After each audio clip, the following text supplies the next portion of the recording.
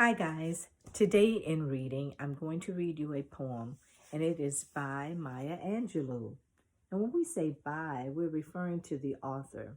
And what does the author do? If you said write the words, you're correct. And it was illustrated by Jerome Lagarrigue. And what does the illustrator do? If you said draw the pictures, you're correct. This is the front of our book. This is the back of our book.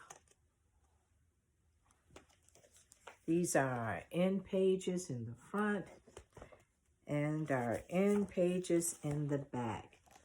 And they are what color? Yellow. This is our title page, which has the same information as the front cover of the book. And this is our dedication page, because this book was written to someone special in the author's life. All right. Today, the name of our poem is called Caged Bird. The African-American poet Paul Laurence Dunbar wrote a poem called Sympathy, and Maya Angelou took from that poem the title of her famous first book, I Know Why the Caged Bird Sings. This poem deserves to be read slowly and carefully in what it implies about the difference between the caged bird and a free bird. It becomes one of Angelou's most complex and most important poems.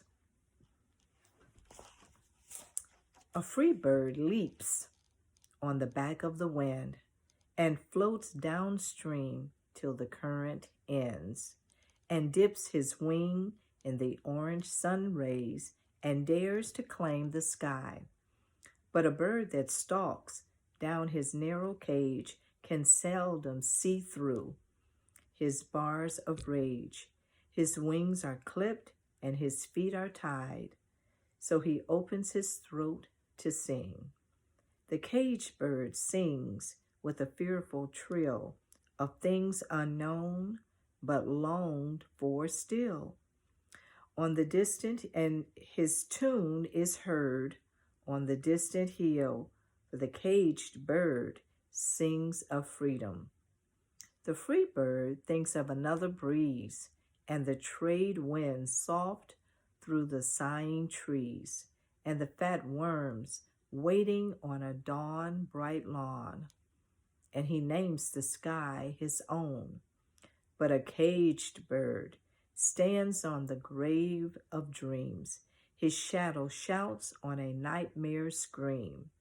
His wings are clipped and his feet are tied, so he opens his throat to sing. The caged bird sings with a fearful trill of things unknown but longed for still. And his tune is heard on the distant hill, for the caged bird sings of freedom. And here's a picture, guys.